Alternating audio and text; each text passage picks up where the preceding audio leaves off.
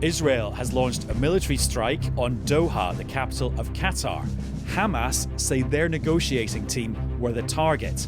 Qatar says this is a blatant breach of international law. Why has this happened?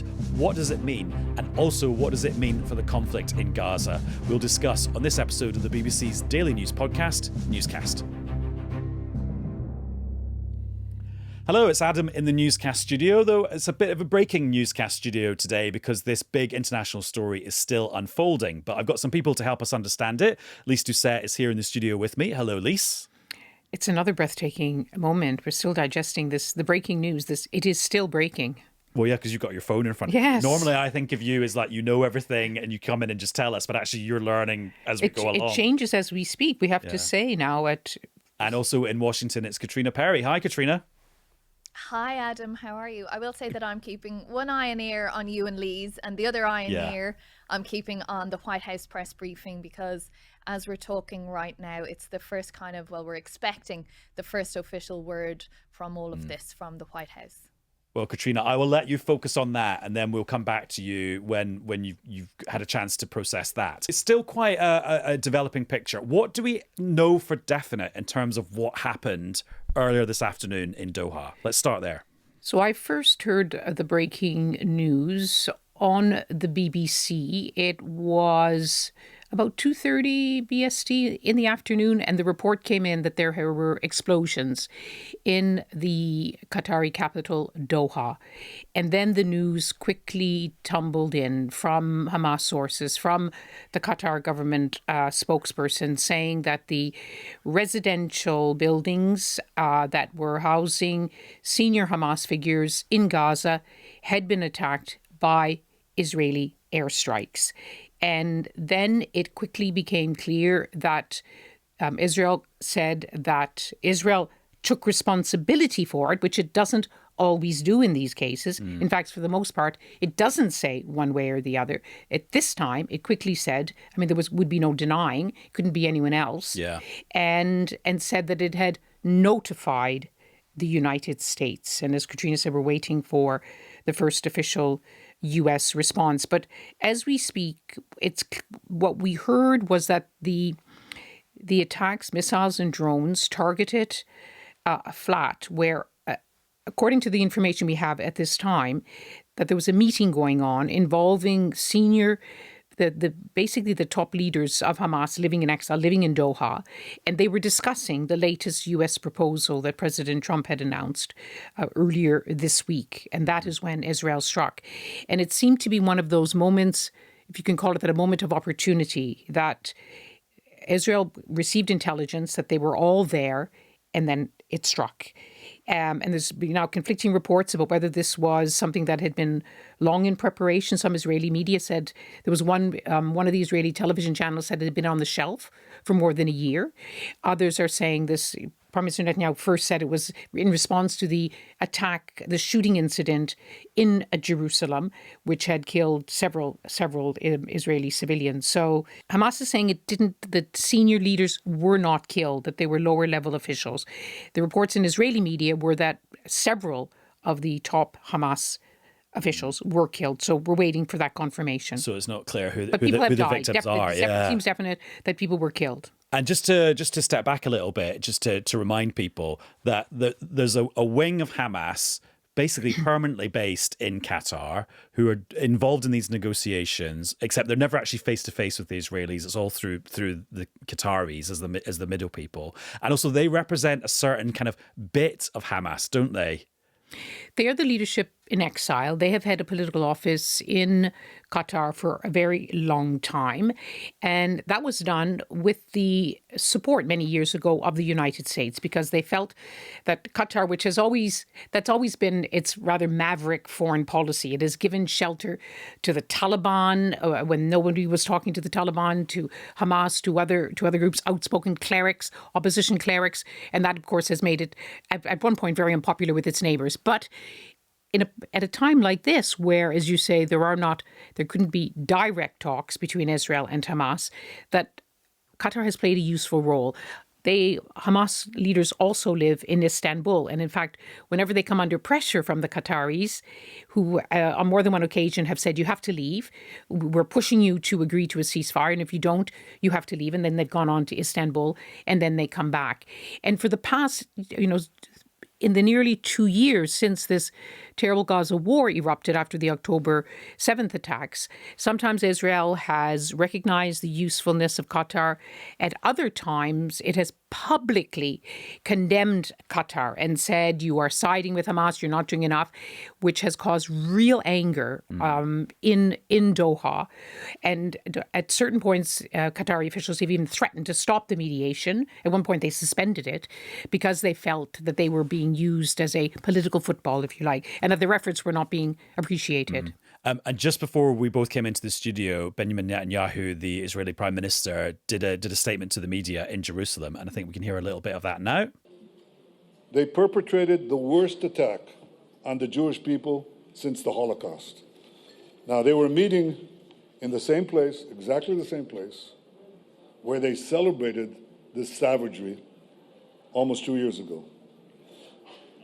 At the beginning of the war, I promised that Israel would reach those who perpetrated this horror. And today, Israel and I have kept that promise. The view seems to be emerging in these statements that we're receiving from Israel, the reports in Israeli media, and again, they keep tumbling as we speak, is that this attack was not linked to what happened in Jerusalem. But of course, it was linked to what happened on October the 7th and to what Prime Minister Netanyahu has said from the beginning, that we're going to get you, and that this war has to be about the dismantling, the destruction of Hamas. And he keeps doubling down on that, even though for more than a year, his military chiefs have been saying, military chief current and former, that the military objectives have been achieved. But Prime Minister Netanyahu continues to say that, no, the war isn't over yet. We still have, as they put it, terror infrastructure. Every time you've been reporting, and others, we've all been reporting this week about the high-rise residential buildings in Gaza City, which is the latest focus of Israeli military operations, calling them terror towers, saying that they're targeting key members of Hamas, which Israel tells us still there and still operating. We have to keep underlining that these military operations are causing huge suffering among Palestinian civilians who are being forced to flee whatever way they can. Many have been displaced more than a dozen times. And Caitríona, I know you're still listening to the White House briefing, but the White House has let it be known throughout the day that they were told in advance about this strike happening, which many people are interpreting as them giving it their tacit support. Yeah, and some really interesting news, Adam, just as you guys have been chatting there, and I've been keeping across what the press secretary was saying. Yes, she said the White House knew, but listen to this, the first sentence from the press secretary, Caroline Leavitt. This morning, the Trump administration was notified by the United States military that Israel was attacking Hamas. This morning, the Trump administration was notified by the United States military that as Israel was attacking Hamas, which very unfortunately was located in a section of Doha, the capital of Qatar. Unilaterally bombing inside Qatar, a sovereign nation and close ally of the United States that is working very hard and bravely taking risks with us to broker peace, does not advance Israel or America's goals. However, eliminating Hamas, who have profited off the misery of those living in Gaza, is a worthy goal. President Trump immediately directed Special Envoy Witkoff to inform the Qataris of the impending attack, which he did. The president views Qatar as a strong ally and friend of the United States and feels very badly about the location of this attack. President Trump wants all of the hostages in Gaza and the bodies of the dead released, and this war to end now. President Trump also spoke to Prime Minister Netanyahu after the attack. The Prime Minister told President Trump that he wants to make peace, and quickly. President Trump believes this unfortunate incident could serve as an opportunity for peace. The president also spoke to the Emir and Prime Minister of Qatar and thanked them for their support and friendship to our country. He assured them that such a thing will not happen again on their soil. she said something else. I'll read that on in a moment. But really interesting that it was the US military that informed the president, not Israel. That's according to what we're hearing from the White House here. Everything we've heard earlier today, we assumed that notification came from Israel, and it was reported as such actually in the Israeli media as well. Lyse was agog when you were reading out that bit of copy, but the thing that jumped out for me, Lyse, was Trump sort of distancing himself from Israel, kind of putting an arm around his ally Qatar, but then ultimately sort of siding with Israel because he thinks that taking out Hamas is a good idea. Yes. But Caitríona, we have to emphasize this, that here it was, the United States, as we just heard in that statement, a key strategic partner of Qatar, but even more a key strategic partner of Israel, was only notified not directly by Israel, but by the US military while the attack was underway. In other words, there would be no chance of stopping it. Is that correct, Caitríona? I mean, that's the interpretation from what Caroline Levitt said. She was asked a couple of questions to clarify that by journalists in the room, and she just kept referring back to the statement, to those words that I said. She said that also President Trump spoke to Prime Minister Netanyahu immediately and afterwards. He also spoke to the Emir, the Prime Minister of Qatar, about this. She said that President Trump feels very badly about the location of this attack, that Qatar is a strong ally and a friend of the United States. She said that President Trump wants all of the hostages in Gaza and the bodies of those dead to be released, and that he wants to make peace quickly, which she said the president has said many times. And she went on to say then that President Trump believes what she called this unfortunate incident could serve as an opportunity for peace. But she also said that the president has spoken, as I say, to the Emir and the Prime Minister of Qatar to assure them that no such thing will ever happen again on their soil. Now, can he give that assurance, given what she had said a moment ago about Israel carrying out this strike, which is in line, isn't it, with what you guys have been discussing with Prime Minister Benjamin Netanyahu, saying Israel acted independently on this? Well, Caitríona, that's so interesting because Trump never seems to criticize Israel, and he hasn't criticized Israel today via his press spokesperson, but by siding with the Qataris in this, he's sort of implicitly criticizing Israel, which is something he never normally does. Yeah, I mean, the last time we heard him criticise Israel, actually the three of us were talking about it on an episode of Newscast, which was around the time that Israel launched the attack on Iran in June. Do you remember? And he was getting on the plane and he used an expletive and he was really angry about it. Yeah.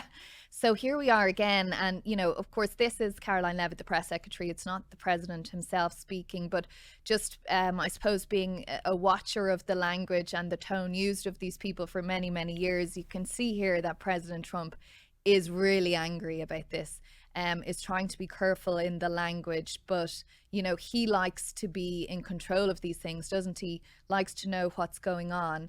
And for the US military to be the ones informing President Trump that Israel was launching an attack like this inside Qatar, a sovereign nation, such a key ally of the US. And, you know, if we think back to the first official foreign visit that President Trump took of this administration to the Middle East, stopping in Qatar, such warm, fuzzy feelings, being so wowed by the marble in the palace there, the camels that had greeted him when he landed, the fly past that he'd had with fighter jets, the investment that was announced, indeed accepting a new Air Force One jet from the Qataris as well.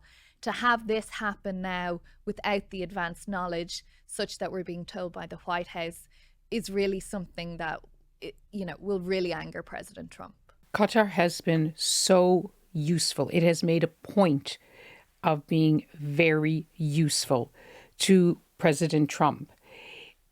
He's been boasting of late, Caitríona has been following this, that he's ended a war every month. Qatar was... Although people quibble with the numbers. But he announced, but Qatar was the key mediator in almost all of them. Armenia, Azerbaijan, what happened in Africa, the ceasefire which ended the 12-day war with Israel. Qatar played a key role, and because it wants to stay on President Trump's good side. Some countries just flatter. Qatar has delivered time and again, and as Caitríona has mentioned, and also that huge plane that President Trump just loves. So President Trump wants to keep Qatar inside for all of these reasons. There's personal and family reasons too, because not only is the United States of America benefiting, but his own family and he himself benefiting from this relationship.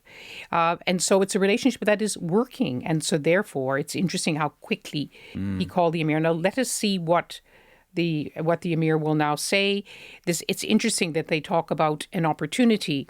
You emphasize at the end of that first statement we heard from Caitríona was coming back and criticizing Hamas.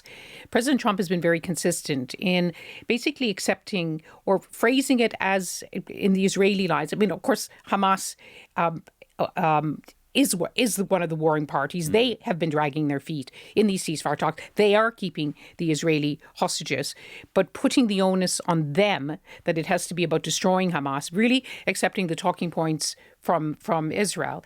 And even this last proposal from President Trump, there was no way that Hamas was going to release all of the hostages before getting an ironclad guarantee that this would mean the end of the war, because they were giving up, as horrible as it is to say, their main bargaining chip. Yeah, so basically that takes us back to where the story was a couple of days ago before the dramatic developments today on Tuesday, which is, seemingly a step forward in the negotiations, or at least on the Israeli side of the negotiations. So actually just give us the kind of belt and braces of where we'd got to at the weekend. In the last week, there's been at least two moments of new proposals coming in. First of all, there has been this proposal that's been on the table for some time, known as the Witkoff proposal, named after Steve Witkoff, President Trump's special envoy, that Israel had accepted long ago. In fact, many say it was an Israeli proposal, which was a partial deal, a 60-day ceasefire, the release of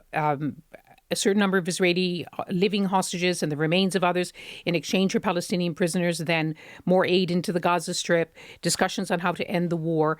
And Hamas accepted it. And I'm told by diplomats involved in the process that a lot of pressure was put on Hamas by the Qataris and the Egyptians to accept this proposal. It was the best they could do. But once Hamas accepted it, then we heard from Israel, no, we don't want a partial deal. We want a full end to the war, which is what Hamas had been arguing for from the beginning. We will release all of the hostages in one go if there is an end to the war. So suddenly, yet again, Israel, Prime Minister Netanyahu, changed in effect the rules of the game.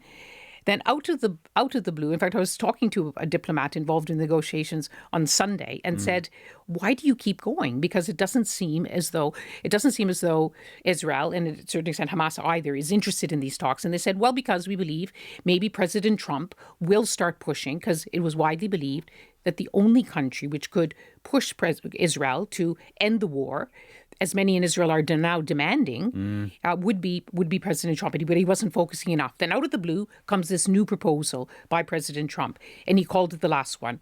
That would be all of the hostages all the living hostages would be released, and there would be more aid, and then there would be discussion. There would be guarantee from President Trump that there would be serious discussions about ending the war. But of course, no guarantees. And back to where we started, that was under discussion, we understand, in that flat in Doha when this happened. But there was a certain cynicism among those involved in the process that this latest proposal by President Trump, although we're hearing now Israel says they accepted it, that would not have been good enough, because Israel's in the middle of, remember, moving into the center of Gaza City. And I was told by sources that as Prime Minister Netanyahu was saying to President Trump and others, we just will go into Gaza City. That will end the war. We just have to move the Palestinian south. And so it's always cast in our new military effort is the way to end the war. Whereas the view of the families of Israeli hostages is this puts the lives of their loved ones at risk. And the calls to end this war are intensifying in Israel itself and also in many capitals. And just as we're recording at 6:59 now, the BBC's seen a statement from Hamas who say that their negotiating team in Doha have survived. They say in their statement, we confirm the enemy's failure to assassinate our brothers in the negotiating delegation. And then it says the statement adds that 6 others were killed in the strike. And then it finishes saying we hold the US administration jointly responsible. Yes. I mean, it matters who was killed, because if they are senior members of the negotiating team, then it's the question of, well, then who will sit at the table? And from what we understand is that those who are in exile, in places like Doha, are more willing to pursue the negotiations than are more hardline figures who still are managed to be alive in the Gaza Strip. So it seems to be really a setback. But more significantly is the fact of this strike at all, that the attempt was made, that this red line was crossed, an unprecedented attack, for the first time in decades that Israel has attacked a country which isn't an enemy, and so close to the biggest US military base in the region. Yeah, it's another kind of leap forward in what Israel does. There's so many red lines have been crossed in the last 2 years. There have been absolutely jaw-dropping moments. And the fact that Israel quickly claimed responsibility. You remember there was the assassination of Ismail Haniyeh in Tehran last year. It was widely believed it was the work of the Israeli intelligence agency Mossad. Israel really didn't say anything. There was some hints about it, but it was only months later that they officially confirmed that they had carried out this killing. Contrast that to this, where they immediately took responsibility. And Caitríona, this is an impossible question to answer, as it's more an observation from me, and then you can add your own, which is that the received wisdom in the last few hours was that this is the consequence of Donald Trump having a chaotic foreign policy. It means strong men leaders like Benjamin Netanyahu can do whatever they want because they sort of have the approval of Donald Trump. Actually, the statement we've just had from the White House complicates that narrative a bit, because it turns out Netanyahu didn't have the tacit approval of Donald Trump to do this. This was Netanyahu like freelancing. That's what it would appear from the statement. And, the press secretary saying that the US military informed the Trump administration.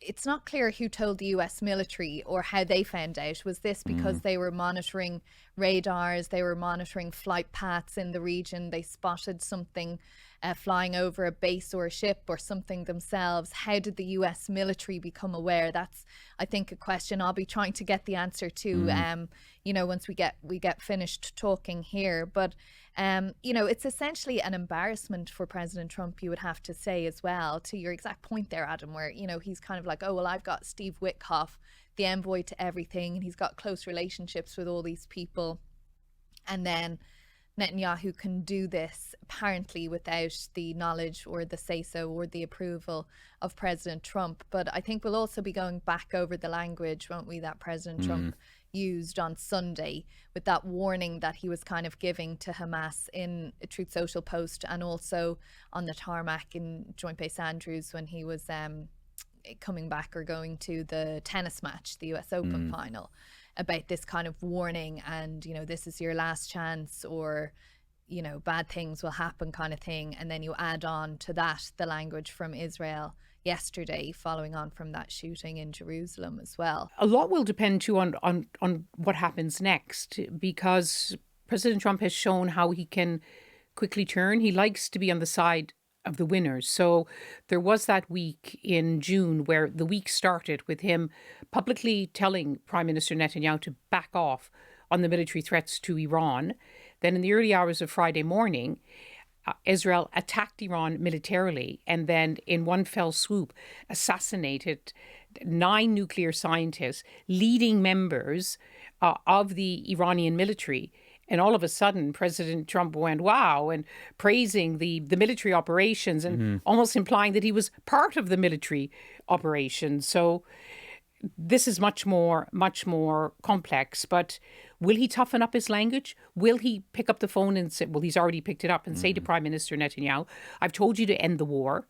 Stop trying to say that you need to do one more thing. It has to end now. That word opportunity that was in that statement. And it's a terrible thing to say that in a war of such consequence, it does seem to come down to what President Trump says, and more importantly, what he does. And the way Prime Minister Netanyahu has been willing to fly in the face of that growing criticism inside his own country, and just keep going. And just to bring it back to the UK, I mean, Keir Starmer's got a very tricky meeting on Wednesday with the Israeli president. Isaac Herzog. So not the head of government like Netanyahu, the head of the titular head of state, which is quite controversial amongst lots of Labour backbenchers, and was a tricky meeting this morning, but it's going to be even trickier now. Because initially, as you know, Adam, it was said that he wouldn't meet Isaac Herzog. As you say, it's a ceremonial role.